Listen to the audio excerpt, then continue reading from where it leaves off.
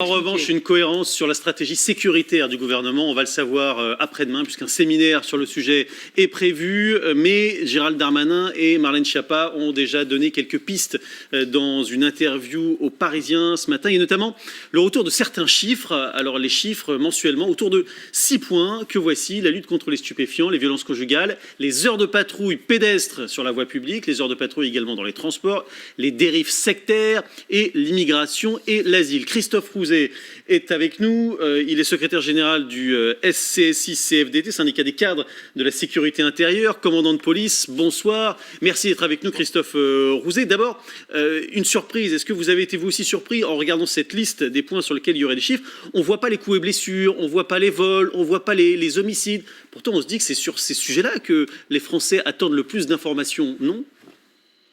Oui, il faudra voir ce qui sera donné lors des conférences de presse. Je crois que là, pour l'instant, on a parlé d'un article de presse. Ce qui est sûr, c'est que le ministre fait un constat sans appel. La France est malade de son insécurité et il fait preuve de volonté pour lutter contre ce fléau. Nous sommes au stade des objectifs. S'il fait ce constat, que la France est malade de son insécurité, ça veut aussi dire que tous les gouvernements précédents, y compris sous Emmanuel Macron, n'ont pas réussi et que nous avons ce fléau de la délinquance qui est présent et qu'il va falloir trouver les bonnes recettes pour lutter contre cette délinquance. La stratégie du chiffre, si j'ose dire, c'est une bonne stratégie ou pas? Parce que Dieu sait que c'est contesté depuis des années.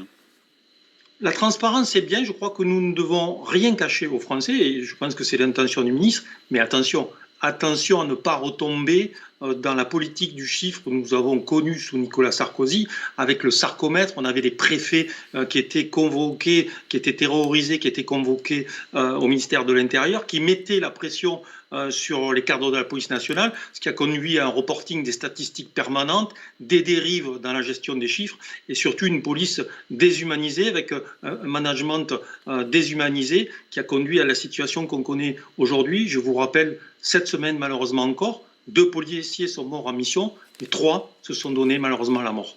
François Bayrou dit qu'il faudrait que ces statistiques soient relevées par un comité indépendant du ministère de l'Intérieur. Est-ce qu'il a raison ?